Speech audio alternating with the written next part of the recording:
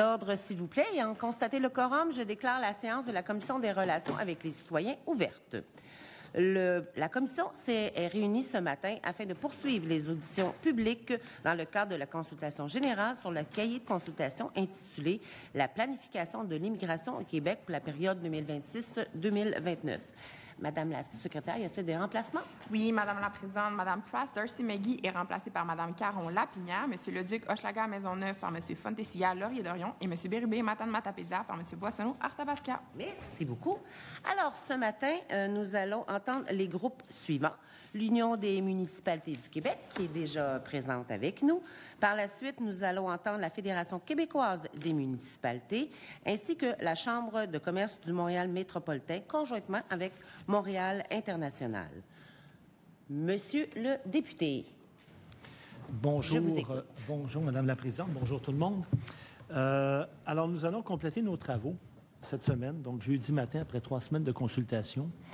Et les parlementaires, ma compréhension par la suite, c'est qu'on doit contribuer au rapport de la Commission.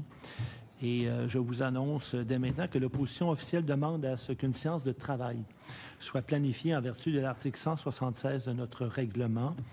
Et à ce moment-là, des discussions auront lieu pour l'organisation de la dite séance. Je vous remercie. Merci beaucoup, Monsieur le député. Alors, on en prend bien bonne note, on en prend connaissance, on vous revient. Alors, oui, Monsieur le député, Monsieur le ministre, pardon. Je suis député avant d'être ministre. C'est mon premier travail. Je veux simplement dire qu'on est au courant de la demande de l'opposition officielle, puis on est d'accord pour tenir cette séance-là. Les leaders vont convenir d'un moment. Merci. Alors, ceci étant dit, nous allons donc entamer le dernier droit de nos rencontres avec vous, mesdames et messieurs, les gens de divers organismes. Alors, on commence ce matin avec l'Union des municipalités du Québec, qui est représentée par Mme Évelyne Baudin, coprésidente de la table sur l'accueil des nouveaux arrivants et mairesse de Sherbrooke, M. Marc-Alexandre Brousseau, président du caucus des cités régionales et maire de Thetford Mines, ainsi que M. Philippe Biozzi, conseiller aux politiques. Alors, Madame, Messieurs, vous avez une période de 10 minutes pour exposer les grandes lignes de votre mémoire, vos recommandations, puis par la suite, on va en discuter avec les parlementaires. Alors, les 10 prochaines minutes sont à vous. Merci beaucoup, Madame la Présidente. Monsieur le ministre, Mesdames et Messieurs les membres de la Commission, merci de nous accueillir ce matin, de nous donner l'opportunité de venir participer à la planification de l'immigration au Québec pour la période 2026-2029. Les présentations ont été faites. Merci beaucoup. Effectivement, on se retrouve à co-présider une table de travail, mais je vous annonce que lors de sa dernière rencontre du Conseil d'administration, l'Union des municipalités du Québec a souhaité entériner, ce travail-là en créant une commission permanente sur la question de l'immigration. Donc, ça devrait être entériné lors de notre prochaine Assemblée générale annuelle parce que c'est un sujet qui nous intéresse énormément et qui, on le croit, est extrêmement important. Donc, petit rappel, l'Union des municipalités du Québec, on rassemble les gouvernements de proximité de toutes les tailles et de toutes les régions du Québec. On représente donc plus de 85% de la population du Québec et on a une histoire de plus de 100 ans, donc on espère que ce sera pris en considération. Comme introduction, ce qu'on veut vous dire, c'est qu'aujourd'hui, vous penchez beaucoup sur la planification de l'immigration, sur la notion de capacité d'accueil. Nous, ce qu'on veut vous amener aujourd'hui, c'est vraiment la voix des régions par rapport à la vitalité économique de nos régions. Et ce qu'on veut vous présenter, en fait, c'est notre point de vue afin d'améliorer l'avenir économique du Québec. La notion de capacité d'accueil est moins une notion qui fait l'objet de discussions là, au sein de l'Union des municipalités. Nous, on parle davantage, je vous dirais, du système d'accueil et d'intégration, puis de voir comment est-ce qu'on peut améliorer ce système-là. Parce que, évidemment, la qualité de ce système-là va influencer, après ça, la capacité d'accueil. L'autre notion que je veux vous apporter, c'est la notion, justement, d'accueil. Nous, quand on accueille quelqu'un dans notre région, dans notre ville, on n'est pas en train de vérifier, bon, est-ce que cette personne-là vient de l'extérieur du Québec? Est-ce qu'elle est née au Québec? Ou bien est-ce qu'elle arrive de Montréal ou d'une autre région? Donc, pour nous, le système d'accueil et d'intégration, celui qu'on élabore sur le terrain avec les acteurs locaux, c'est un système d'accueil et d'intégration qui est bon pour tous les nouveaux arrivants, qu'ils soient immigrants ou non. Alors, l'enjeu dont on veut vous parler aujourd'hui, oui, c'est un enjeu d'immigration, mais c'est d'abord et avant tout un enjeu de démographie. On a des enjeux démographiques au Québec. On peut en parler, le vieillissement de la population, la pénurie de main-d'œuvre et tout ça. Et la solution passe, oui, par l'immigration, passe peut-être aussi par d'autres solutions. Mais ce qui est important pour nous, c'est de répondre à ces enjeux démographiques si on veut s'assurer que chacune des régions du Québec puisse espérer avoir une vitalité puis une prospérité. Parce qu'on croit que le Québec est prospère pas seulement à la moyenne, mais aussi dans chacune de ses régions. La force des gouvernements locaux, à notre sens, c'est probablement la coordination des actions terrain. Nous, on est sur le terrain tous les jours, on connaît nos entreprises, on connaît nos institutions d'enseignement, on connaît les acteurs communautaires, les différentes antennes régionales des différents ministères. Et notre force, c'est de coordonner tout le monde puis de s'assurer d'agir le plus efficacement possible. C'est pour ça qu'on a besoin d'abord et avant tout de prévisibilité. On veut pouvoir travailler en partenariat avec le gouvernement du Québec pour s'assurer que les objectifs que vous vous donnez, on puisse les atteindre le plus efficacement possible dans chacune de nos régions. Mais là, ce qu'on observe souvent, c'est des programmes, par exemple, qui peuvent être un peu courts dans le temps, des changements de direction en cours de route, des choses comme ça. Et ça nuit pour nous à cette efficacité-là dans l'application des différentes politiques puis l'atteinte de nos objectifs communs. Aussi, on pense que il faut mettre la question de la régionalisation à l'avant-plan. On l'avait dit quand on est venu lors des consultations sur le PL 84. Tout ce qui est mur à mur, pour nous, ça nous fait toujours très peur. Pourquoi? C'est un peu statistique, en fait. C'est que quand on regarde l'état de l'immigration, par exemple, au Québec, qu'on regarde c'est quoi les statistiques par rapport au Québec, qu'on regarde les indicateurs économiques à la grandeur du Québec, ce qui va se passer, c'est que la région métropolitaine de Montréal est surreprésentée, elle a un poids extrêmement grand. Donc, c'est normal pour le gouvernement d'élaborer ses politiques publiques en se basant sur des données probantes, comme celle du Québec. Mais ce que ça fait, c'est qu'après ça, nous, pour les régions, on a parfois des politiques publiques qui vont être adaptées à la grandeur du Québec, mais qui vont avoir des effets néfastes dans chacune de nos régions. Donc, je vais terminer là-dessus en vous disant que on veut mettre de l'avant le plus possible la régionalisation, travailler en partenariat avec vous pour élaborer des politiques publiques efficaces, notamment dans la future politique nationale sur l'accueil et l'intégration. Et on a différentes solutions à vous proposer que vous pouvez voir dans le mémoire et auxquelles on pourra donner plus de détails à l'intérieur de la période de questions, si vous le permettez. Alors, je passe la parole à mon collègue Marc-Alexandre Brousseau, maire de Thetford Mines.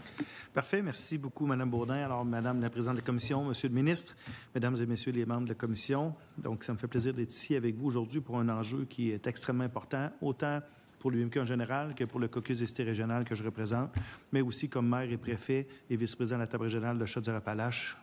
Vous savez peut-être qu'il y a quelques centaines d'entrepreneurs qui sont devant l'Assemblée nationale ce matin dans ce dossier-là. Et pour les sortir de chez eux, il faut comprendre que c'est un enjeu qui est extrêmement important.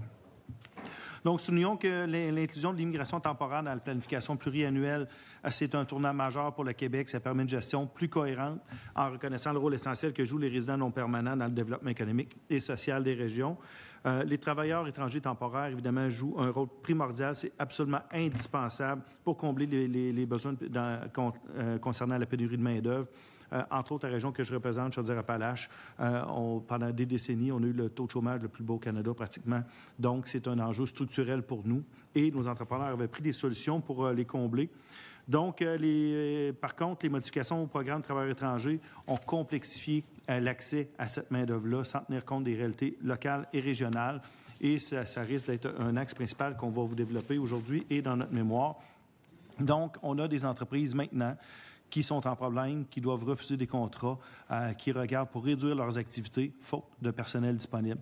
C'est dans ce contexte-là que l'UMQ recommande au gouvernement du Québec de demander au gouvernement du Canada un moratoire immédiat sur les restrictions au programme des travailleurs étrangers temporaires, ainsi que les ajustements suivants. Je me permets de les énumérer. Rétablir la durée maximale d'emploi à 2 ans pour les postes à bas salaire, revenir à une limite de 20 de travailleurs étrangers temporaires dans ces postes. On a des entreprises chez nous qui allaient jusqu'à 60 de travailleurs étrangers temporaires, pas par plaisir, parce qu'ils ne trouvaient pas la main-d'œuvre nécessaire. Ils ont posé les actions pour les avoir et maintenant sont à risque d'avoir à retourner ces gens-là et ne plus être en mesure de produire. On veut réintroduire la liste de traitement simplifié telle qu'elle existait avant septembre 2024. On veut ajuster le seuil des postes à haut salaire selon salaire médian propre à chaque région. Le coût de la vie chez nous est moins cher qu'à Montréal. C'est normal que les gens gagnent un peu moins cher. Il faut avoir une approche régionalisée par rapport au poste, par rapport au salaire qu'on reconnaît. On veut également lever la suspension du traitement des évaluations de l'impact sur le marché du travail dans les régions restreintes. Donc, ce qu'on demande aussi, c'est que les décisions soient liées et qui sont liées au programme TET tiennent systématiquement compte des particularités locales et régionales en s'appuyant sur des indicateurs comme le salaire médian, le taux de chômage et les pénuries de main-d'œuvre.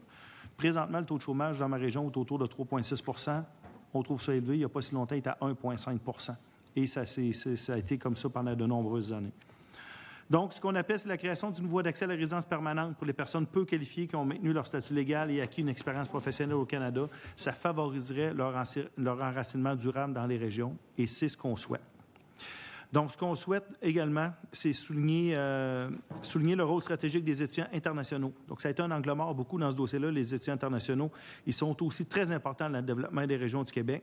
Leur présence dans nos établissements d'enseignement partout sur le territoire, c'est plus qu'un apport académique. C'est un moteur de vitalité économique, sociale et culturelle. Ça peut sauver des programmes d'études. Chez nous, dans notre cégep, dans ma ville, on parlait d'environ 25 d'étudiants internationaux et c'est en chute libre les demandes d'adhésion présentement. Ces personnes-là contribuent à la diversité. Je n'ai pas besoin de vous l'apprendre. C'est vraiment des immigrants parfaits parce qu'ils apprennent dans notre culture ici, ils apprennent selon nos façons de faire. Donc, c'est vraiment des travailleurs importants qui peuvent migrer ensuite de ça vers nos entreprises. Donc, ce qu'on souhaite, c'est vraiment la francisation intégrée à leur parcours aussi pour ceux qui ne parlent pas français en arrivant. Leur intégration sociale professionnelle est ainsi facilitée. Il y a bon nombre de ces gens-là, évidemment, qui veulent s'installer chez nous et c'est ce qu'on souhaite également. Donc, on doit agir. Il faut soutenir activement la présence étudiante internationale dans toutes les régions du Québec par des efforts accrus de recrutement. On a encouragé ce recrutement-là. On est devenu, le Québec, vraiment une destination choyée, tant pour les travailleurs étrangers que pour les étudiants internationaux. On est en train de mettre un petit peu d'ombre sur la qualité de cette destination-là qu'on était devenu. Alors, il faut donc reconnaître les parcours étudiants comme des voies structurantes d'immigration permanente. Il est essentiel de faciliter la transition vers le statut de résident permanent pour les personnes diplômées au Québec, en particulier dans les secteurs et les régions identifiées comme prioritaires. Donc, on veut miser sur ces talents-là, les accompagner en les valorisant. Donc, on investit dans l'avenir du Québec, un avenir inclusif, dynamique et enraciné dans la réalité du terrain. Je terminerai aussi en vous disant que les travailleurs étrangers temporaires qui nous choisissent, on ne leur fait pas une faveur. Ils nous font une faveur en venant répondre à un besoin extrêmement important pour nos employeurs qui manquent de monde. C'est pas exactement la même situation partout au Québec, mais dans des régions comme la mienne, ils sont absolument essentiels à notre développement économique. Alors voilà, on aurait terminé. On est prêt à répondre à vos questions. Merci beaucoup pour cette présentation. Alors, effectivement, on commence la période d'échange avec les parlementaires. On va commencer avec M. le ministre et la banquette gouvernementale. Vous avez 16 minutes 30 secondes. Merci, Mme la Présidente. Merci pour votre présentation. Heureux de vous voir ici en commission. Heureux de revoir les collègues aussi. On passe beaucoup de temps ensemble ces dernières semaines, les collègues des oppositions et la banquette gouvernementale. La planification pluriannuelle, cette année, elle est particulière. On est après une période de soubresaut. Ma prédécesseur, la ministre Christine Fréchette, avait fait une planification sur 2 ans.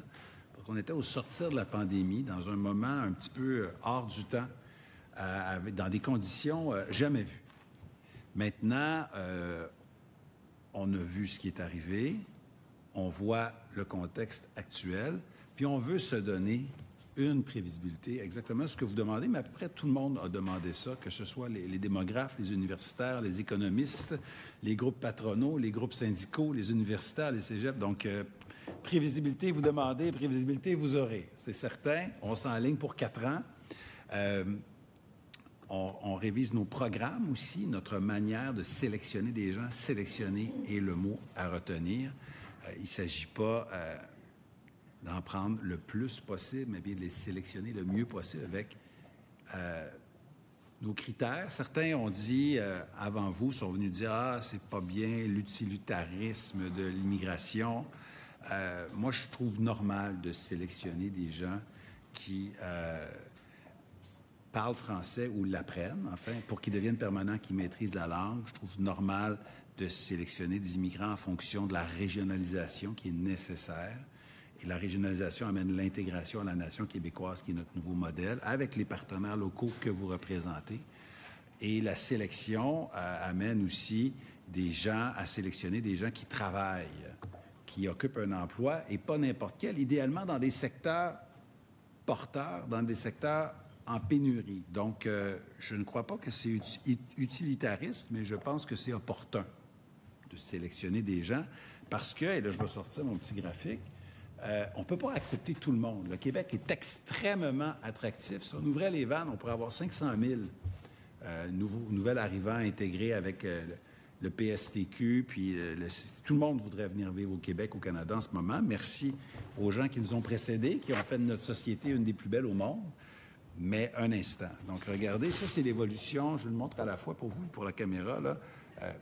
Accroissement démographique du Québec, 1972, 2 ans avant ma naissance, 2024.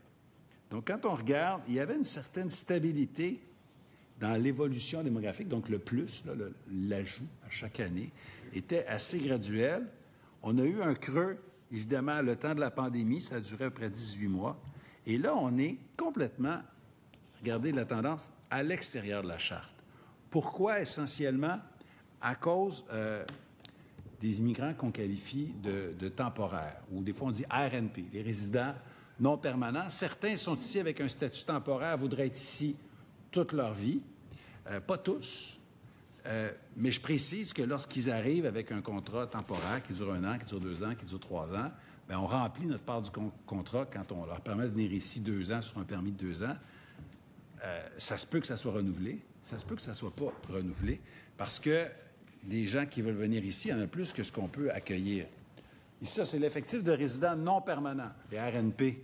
Selon le type au Québec, entre juillet 2021 et janvier 2025, les courbes qui montent le plus sont demandeurs d'asile, puis l'ensemble des travailleurs étrangers. Ici, il y a nos travailleurs étrangers temporaires, je pense, vous me corrigerez, ceux à qui faites référence, les TET, qui relèvent normalement du gouvernement du Québec, quoique Ottawa a débarqué avec ses grosses pattes là, pour retirer des TET dans nos entreprises sans notre consentement. Puis il y a le PMI, Programme Mobilité Internationale, sur lequel nous n'avons aucun contrôle. Et là, bien, ça a la forme d'une vague. Donc, quand je dis que c'est un tsunami, je pense que c'est graphiquement vrai que c'est un tsunami. Donc, voici le contexte qui nous amène à vous rencontrer, puis à dire, bon, maintenant qu'on sait ça, projetons-nous de l'avant sur 4 ans. Dr Arruda disait pendant la pandémie, aplatir la courbe. Je pense qu'il va falloir aplatir la courbe. Donc, on continue d'accueillir des gens en réunification familiale, en immigration économique, des diplômés du Québec, idéalement, des travailleurs étrangers temporaires. On ne peut pas tous les accueillir, même les immigrants les plus compatibles. Donc, j'arrive à un élément que vous soulevez à la page 7 de votre mémoire sur la capacité d'accueil. Vous dites il faudrait mettre en place une démarche collaborative dans votre mémoire permettant aux municipalités de contribuer activement à la documentation et à la proposition de critères de capacité d'accueil. Donc, vous qui êtes présents là, à la grandeur du Québec, qu'est-ce que vous avez à nous dire là, dans le cadre d'une démarche collaborative? Je l'initie avec vous ce matin, là. Qu'est-ce qu'on devrait avoir comme critère de capacité d'accueil, sachant que, en tout cas, d'un point de vue gouvernemental, on ne peut pas la dépasser et l'outre-dépasser année sur année sur année. À un moment donné, il y a des conséquences. Alors, quels critères prenons-nous? Je vais y aller brièvement. Une des choses, déjà, on n'a pas... dans le texte d'introduction, on n'a peut-être pas insisté là-dessus, mais M. Brousseau, il n'est pas seulement maire, il est aussi préfet d'une MRC. Puis moi, bien, comme mairesse d'une ville MRC, on a quand même cette ferme conviction que le niveau MRC est probablement celui avec lequel qu'on devrait investir le plus. Parce que c'est là où on est capable d'avoir vraiment une différence. Parce que, tu sais, à l'intérieur d'une région, des fois, c'est trop grand. Puis les villes, des fois, il y en a des tout petites là, municipalités. Donc, nous, on pense que le niveau MRC est probablement le meilleur niveau d'intervention. Puis les données économiques, socio-économiques, à l'échelle MRC, on en a très peu. Puis si on se mettait ensemble, je pense qu'on serait capable d'étoffer un peu le tout puis de développer des actions en toute collaboration là, qui seraient différenciées. Quand vous parlez de cette courbe, de cette croissance démographique importante, nous, la question qu'on se pose automatiquement, c'est ils sont allés où exactement? Dans quel MRC se sont retrouvées toutes ces personnes-là? Parce que c'est ça qu'on voulait dire par gérer à la moyenne, c'est qu'à la grandeur du Québec, on peut avoir recueilli beaucoup de monde, puis si, mettons, on veut limiter notre accueil, bien, ça va être important que ce soit dans certaines MRC, mais que d'autres puissent continuer à accueillir pour répondre à leurs besoins. Donc, c'est beaucoup ça qu'on veut dire par le fait de... Donc, c'est pas juste la prévisibilité du nombre dont on a besoin en termes de prévisibilité, mais surtout la prévisibilité dans les paramètres et dans les actions qu'on va pouvoir mettre en place. Donc, je m'arrête là-dessus pour laisser Marc-Alexandre compléter. Oui, bien, je vais prendre la passe. Donc, en fait, Monsieur le ministre, ce que je répondrai à votre question concernant la capacité d'accueil et les critères, nous, ce qui nous importe, et puis on l'a annoncé un peu dans notre allocution tout à l'heure, c'est une approche différenciée selon les régions. La capacité d'accueil n'est pas la même partout. Les enjeux ne sont pas les mêmes partout. Chez nous, je vous annonce que les gens qui s'en viennent habiter chez nous, ils vont parler français. Ils n'ont pas le choix. C'est très différent du centre-ville de Montréal où est-ce que beaucoup de gens parlent en anglais. Chez nous, tu ne peux pas parler en anglais longtemps. Nécessairement, tu apprends le français. Chez nous, les promoteurs privés ont répondu aux besoins de logement. Énormément de construction. On a des projets de tours d'habitation jusqu'à 17 étages d'annoncés dans ma petite ville, 27 000 habitants, parce que nos promoteurs répondent à ce besoin-là. Et chez nous, les immigrants qui sont là, c'est des travailleurs étrangers temporaires. Donc, ils arrivent le dimanche soir, travaillent le lundi matin. Ils ont des revenus, sont en mesure de se payer un logement. Alors, c'est ce qui fait en sorte qu'on est capable de loger les gens. Ils apprennent à parler français. C'est pas les mêmes enjeux que partout, alors qu'ils répondent réellement, mais alors là, réellement un besoin. C'est que nos entreprises ont vraiment besoin, je reviens sur la stabilité, la prévisibilité. Même là, on parle de 4 ans, mais dans un cycle d'une entreprise, 4 ans, puis j'étais commissaire industriel avant, j'accompagnais nos entrepreneurs chez nous.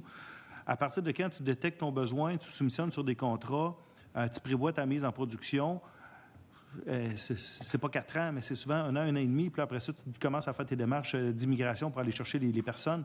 4 ans, c'est très, très court. Il n'y a pas beaucoup de cycles à ce moment-là qui peuvent entrer dans une période de 4 ans. Donc, c'est sûr que c'est un enjeu.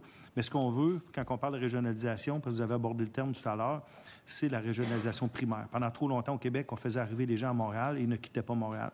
Il faut que les gens aboutissent chez nous. C'est pour ça que présentement, on voit la proportion d'immigrants en région qui a augmenté. C'est pas parce qu'il y en a beaucoup moins à Montréal, c'est juste que nous, on est allé les chercher directement pour les amener directement chez nous parce qu'ils répondent à ce besoin-là qui est chez nous. Ça fait que c'est... Puis, quand on parle d'aplatir la courbe, on a entendu beaucoup, effectivement, parler d'aplatir la courbe par M. Arruda à l'époque.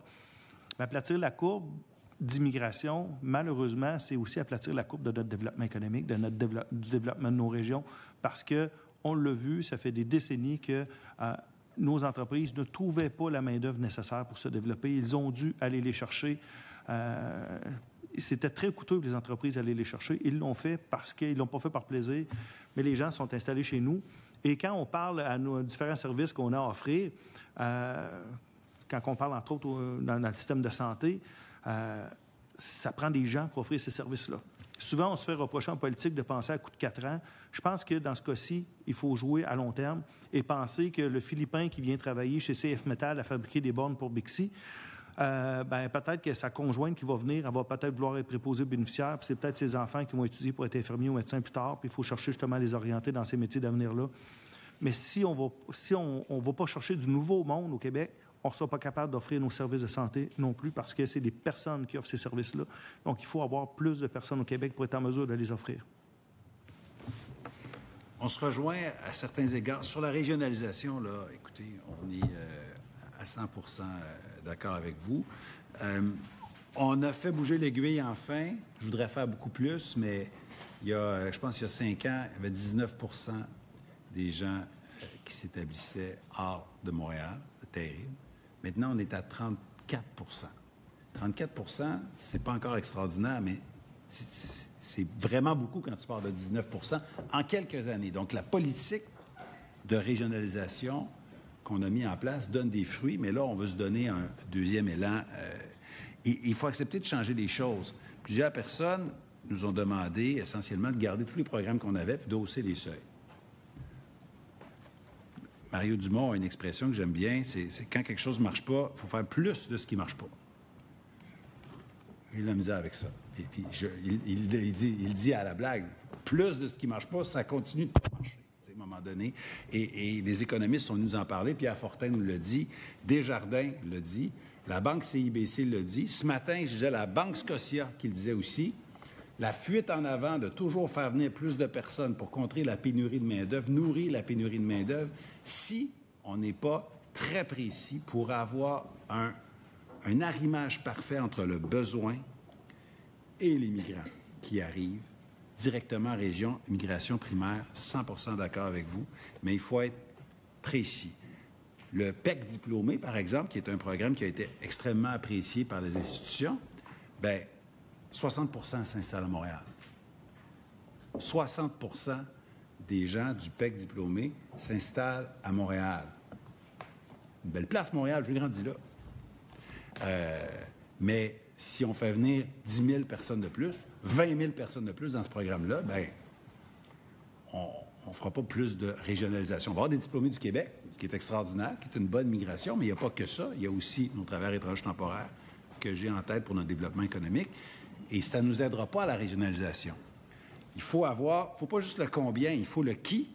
On va chercher quel profil et où il s'installe. Donc, ce n'est pas tellement une question de quantité, mais de sélection. C'est ce virage que nous invite à prendre ensemble. Évidemment, si on en prenait juste 1000, même si on les installe en région, là, on va avoir des problèmes demain matin, là, 100% d'accord.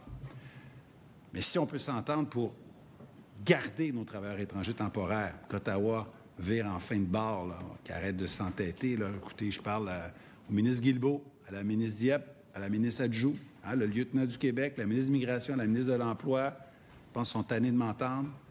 C'est le temps qu'ils arrêtent de nous arracher nos travailleurs étrangers temporaires.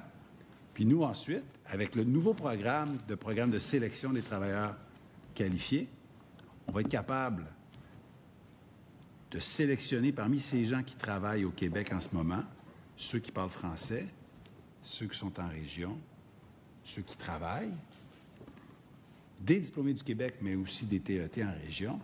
Et là, après, on pourra s'entendre, est-ce que c'est 25 000, 35 000, 45 000? Parce que 80 000 d'immigrants qui s'installent tous à Montréal,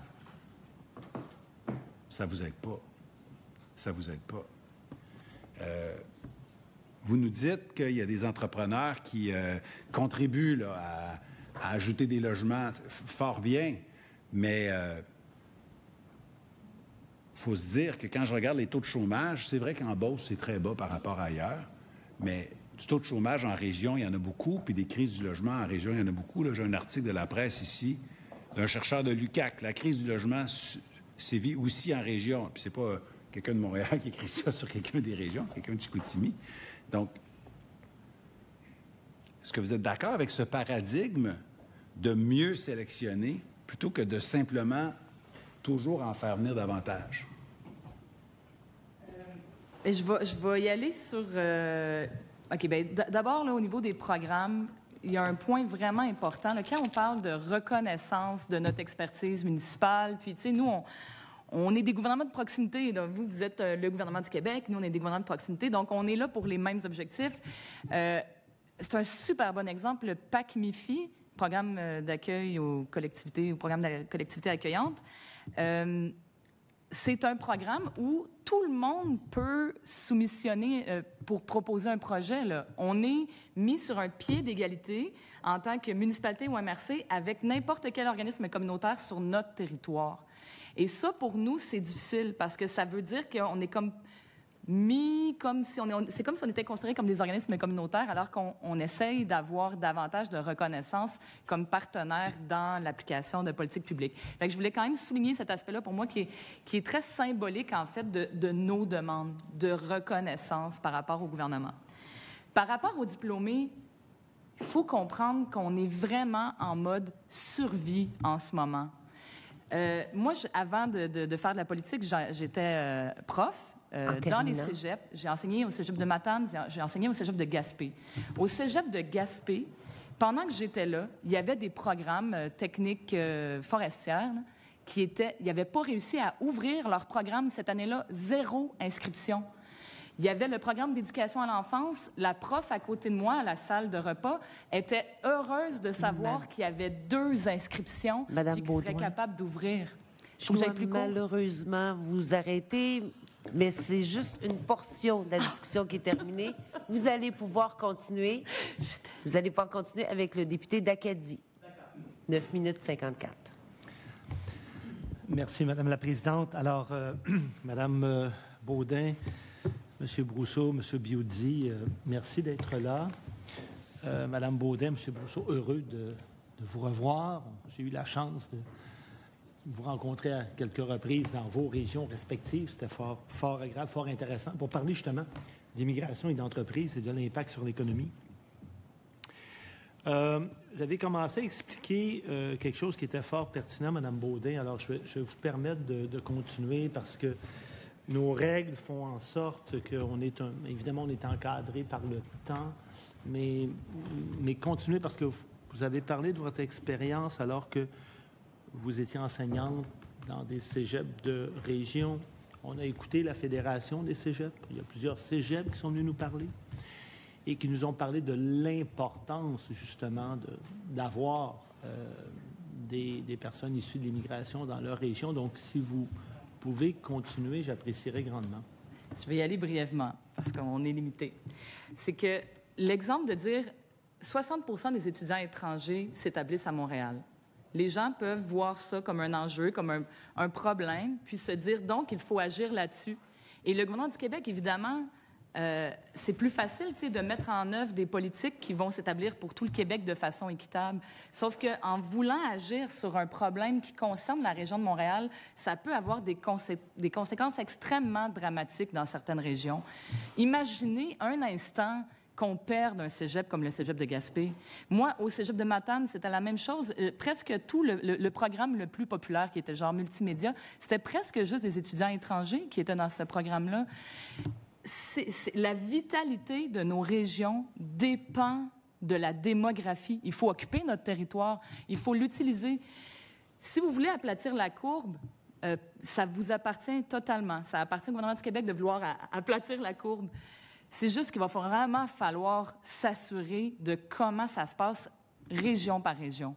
Parce que si on aplatit la courbe dans des régions comme Chaudière-Appalaches, la Gaspésie, l'Abitibi, l'Estrie, ça peut avoir des conséquences extrêmement dramatiques et on est déjà, en fait, en train de les vivre, ces conséquences-là, avec des chutes importantes du nombre d'inscriptions, plus de 50% de moins d'inscriptions. L'Université de Sherbrooke, c'est pas juste des universitaires, des chercheurs, c'est des concierges qui travaillent là, c'est des gens qui enseignent l'éducation physique, il y a de tout autour, c'est notre moteur économique. Puis quand on vient prendre des mesures pour répondre à un problème québécois, on réfléchit pas tout le temps à ce que ça peut avoir comme conséquence chez nous, mais ça peut venir affecter notre vitalité démocratique. Puis je pense pas que c'est ce que le gouvernement du Québec veut. Je pense que le gouvernement du Québec veut, puis là, toute l'Assemblée nationale, on veut des régions qui sont vivantes, qui sont tournées vers l'avenir. Puis quand on se met en mode survie, ça devient beaucoup moins productif, puis on n'est plus capable de se développer au même rythme. Je sais pas si... Bien, en fait, j'aurais fait du pouce sur la question de la sélection des travailleurs. Évidemment, on est d'accord à faire en sorte qu'on cherche à les sélectionner. Encore faut-il que les processus, lorsque les gens entrent dans ces démarches-là, que ce ne soit pas trop long. Présentement, c'est quand même extrêmement long. Puis le meilleur travailleur qu'on peut aller chercher, en fait, c'est celui dont on a besoin. Il y a des gens qui veulent immigrer chez nous, qui ne sont peut-être pas nécessairement en adéquation avec nos besoins du marché de l'emploi. La meilleure façon de les amener en région, on l'a dit tout à l'heure, puis la meilleure façon que ce soit l'immigrant qu'on a besoin, c'est celui qu'on va chercher qui répond concrètement à un besoin chez nous, en région, dans une entreprise. Donc, c'est sûr que... Mais encore faut-il, je le répète, qu'il y ait de la prévisibilité, de la stabilité et des délais qui ne sont pas trop longs. Parce que si un entrepreneur a un besoin spécifique en fonction d'un contrat qu'il obtient, si l'employé arrive 12 mois plus tard, puis parfois c'est le cas, bien, le besoin est effacé, le besoin n'est plus là. Maintenant, il faut qu'il essaie de recréer un besoin pour celui qui voulait aller chercher au départ. Donc, c'est ça. En matière de sélection, oui. C'est sûr que présentement, la réalité, c'est que moi, dans ma ville, c'est dans tous les corps d'emploi qu'on en a besoin, pas juste des travailleurs qualifiés, c'est vraiment dans tous les domaines. Ça a vraiment causé des gros problèmes économiques dernièrement. Mais je comprends le besoin de sélectionner, mais c'est sûr que la meilleure sélection, c'est celui dont on a réellement besoin maintenant et qu'on fait en sorte d'avoir un processus qui nous permet de le ramener à temps pour répondre à notre besoin. Je vous remercie. J'aimerais que vous puissiez m'expliquer ou nous décrire, parce qu'on a, et je le disais d'entrée de jeu, on termine les consultations cette semaine. Après ça, on va devoir s'asseoir avec le gouvernement, les membres de la commission, pour travailler, évidemment, un résultat final. Il y a des scénarios qui nous sont proposés par le gouvernement, notamment le scénario 2A, où pour l'ensemble de l'immigration et des permanents, on viserait 25 500. Et travailleurs qualifiés, 15 275 en 2026. Moi, ce que j'aimerais que vous puissiez m'expliquer, ça va être, si c'est le scénario qui est retenu, ça va être quoi l'impact dans vos régions? Puis présentement, avec les règles qui changent continuellement, là, quel est l'impact sur vos entreprises? Est-ce qu'il y en a qui sont en train de perdre des contrats? Est-ce qu'il y en a qui vont avoir de la difficulté à survivre? J'aimerais que vous puissiez nous éclairer là-dessus. Bien, en fait, merci, M. le député, pour votre question. Je vous répète que présentement, devant l'Assemblée nationale, il y a des centaines d'entrepreneurs qui sont là pour crier leur détresse. Parce que, clairement, il y a des gens qui ont des contrats qui vont être à risque. Il y a des pénalités qu'ils risquent de payer pour ne pas être en mesure de livrer, parce qu'ils ne sont pas en mesure de livrer leur contrat. Ils réfléchissent à leur développement d'entreprise parce que, comme ils n'ont pas la prévisibilité au niveau de la main-d'œuvre, ils se demandent s'ils doivent développer des nouveaux produits, s'ils doivent développer des nouveaux marchés, puis soumissionner pour des nouveaux contrats. C'est ce qui se passe présentement. Puis on a certaines entreprises qui étaient vraiment dans des problèmes tellement criants, dans des emplois très spécifiques. Parce que, tu sais, au Québec, c'est pas nécessairement parce que tu as un créneau d'affaires, un métier qui est en demande que les étudiants vont étudier dans ce domaine-là. Par exemple, soudage-montage, il en sort quelques-uns par année, on en a besoin de centaines par année.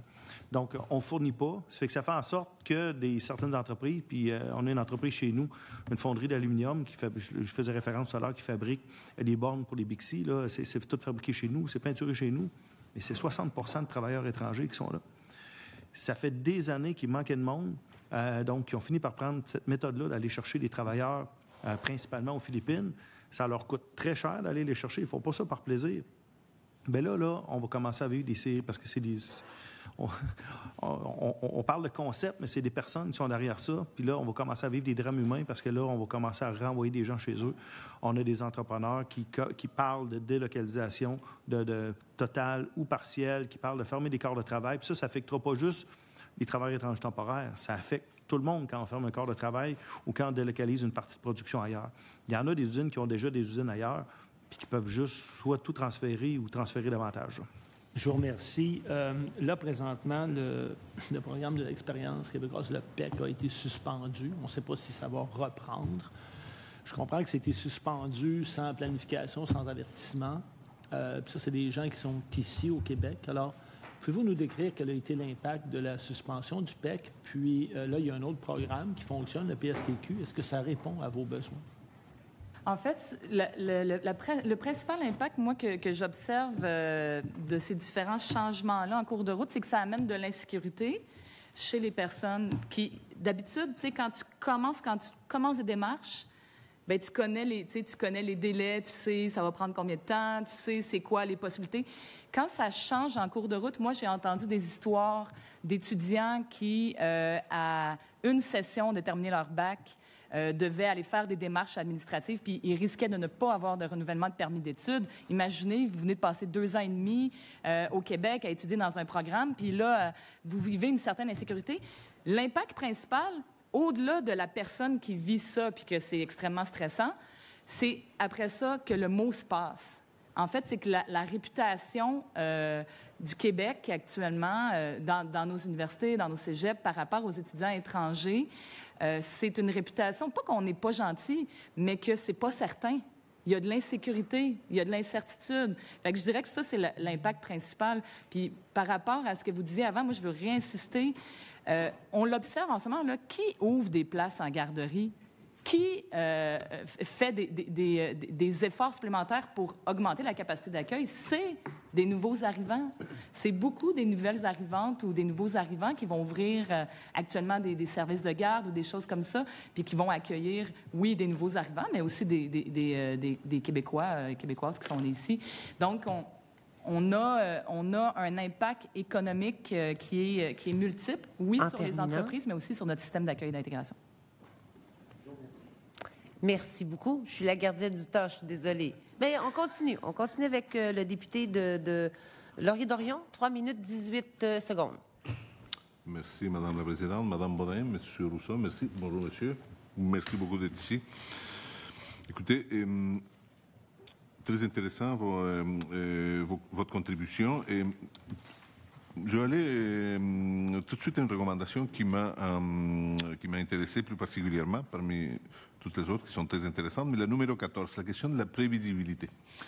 Et donc, évidemment, le domaine de l'immigration, c'est un domaine complexe. Là. Il y a les travailleurs étrangers temporaires. Et en bout de ligne, là, il y a tous les domaines qui appartiennent à ce secteur très, très, très particulier, mais en bout de ligne, là, beaucoup de ces gens-là voudraient, ou peut-être pas, mais en tout cas un certain nombre, accéder à la fameuse résidence permanente, qui est un autre aspect. Et ça fait partie de la prévisibilité aussi. Là. Moi, j'aimerais vous savoir là, quel est, pour vous, est-ce qu'il faudrait donner davantage des perspectives là, d'acquérir une résidence permanente au Canada pour les travailleurs étrangers et temporaires? Bien, la réponse, c'est oui, selon notre point de vue. C'est sûr que, puis Mme Baudin en parlait tout à l'heure, c'est une démarche qu'on souhaite qu'il soit prévisible pour les gens qui embarquent là-dedans, parce que c'est quand même tout qu'un projet de vie. Hein. Il y a des gens qui nous choisissent, il y a des gens qui ont tout laissé derrière pour s'en venir chez nous. Donc, de changer le plan de match en cours de route, c'est sûr que ça devient problématique. Là. En fait, c'est des gens pour qui on a besoin, c'est des gens pour qui on a investi des ressources publiques pour favoriser le Québec comme destination emploi, comme destination études. Puis on le disait tout à l'heure, c'est sûr que la réputation du Québec, présentement, est affectée. Là. Je cherchais un terme pas trop grave, là, mais quand même, la réputation du Québec est affectée parmi les gens qui pourraient vouloir nous choisir. Ça fait que ça peut prendre un certain temps par la suite à rétablir ça, parce qu'il y a vraiment des gens qui voulaient venir chez nous, et puis que là, avec l'incertitude qui se pointe, qui pourraient décider de ne pas venir, alors que c'est des talents, c'est des compétences qu'on recherche et qu'on ne retrouve pas présentement sur le territoire. Est-ce que vous rencontrez des gens, des travailleurs étrangers temporaires qui, l'effet d'avoir à renouveler constamment leur permis de travail, leur permis de séjour, là, éventuellement à quitter le pays pour revenir, etc., toute une mécanique compliquée, là, pourrait compromettre le fait qu'ils restent au Québec? Bien, on va... Je ne pourrais pas dire pour les étudiants étrangers, mais pour les travailleurs étrangers, mais pour les étudiants étrangers, il faut savoir qu'on est en concurrence avec le reste du monde. Tu sais, les gens, moi, je l'ai fait, j'ai étudié au Mexique pendant une session, mais je me rappelle que je regardais où est-ce qu'il y a le plus de chances que j'ai une reconnaissance de mes acquis, où est-ce qu'il y a l'expérience la plus agréable. Tu sais, on regarde tout ça, on est en concurrence avec le reste du monde. Fait que je ne sais pas à quel point le monde qui sont ici et qui sont engagés jusque-là vont décider de partir, mais c'est surtout qu'on devient moins compétitif sur la scène internationale, je pense. Puis, si je peux me permettre, il y en a qui, effectivement, qui vont quitter. Puis, dans certains cas aussi, c'est que leur permis peut être renouvelé, mais pas celui de leur famille. Donc, si la famille quitte, nécessairement, ils vont quitter aussi. Merci. Merci beaucoup. Alors, dernière ronde d'échange avec le député d'Arthabasca pour 3 minutes 18 secondes. Merci, Madame la Présidente. Merci pour votre présentation. Vous comprenez qu'à l'heure actuelle, ce sont surtout les interventions du gouvernement fédéral qui fait qu'on parle des travailleurs étrangers temporaires. Est-ce que vous avez des contacts avec le gouvernement fédéral, vous? Pas vraiment. Puis, c'est sûr que quand on se compare avec l'Ontario, on se dit comme crime sont chanceux, eux, les municipalités peuvent dealer directement avec le fédéral. Puis, mais tu sais, on comprend qu'on est au Québec. Nous, ce qu'on demande surtout, c'est de travailler de façon plus étroite avec vous pour que vous portiez nos préoccupations auprès du gouvernement fédéral. Je pense que, tu sais, évidemment, ça serait le fun si on pouvait dealer directement avec eux, mais on comprend qu'au Québec, on a nos particularités. Fait que ce qu'on demande, c'est juste que vous soyez nos porte-voix. Je pense que, hélas, le ministre peut en témoigner, le gouvernement fédéral n'est pas toujours ouvert à nos demandes en matière d'immigration. On peut vous aider. Autre secteur où le gouvernement fédéral intervient, demandeurs d'asile. Est-ce que vous avez senti un mouvement, vous, vers les régions? Puis est-ce que ça a pu profiter aux entreprises? Je vais répondre en premier, mais répondre plus courte. La réponse, c'est non pour chez nous. Très, très, très peu. C'est vraiment marginal de ce côté-là. Chez nous, c'est vraiment... Nous sommes allés chercher les travailleurs dont nous avions besoin, qui sont des travailleurs étrangers temporaires. Alors, on n'avait pas un gros historique d'immigration chez nous, mais dans les quelques dernières années, il en est arrivé à peu près 2000.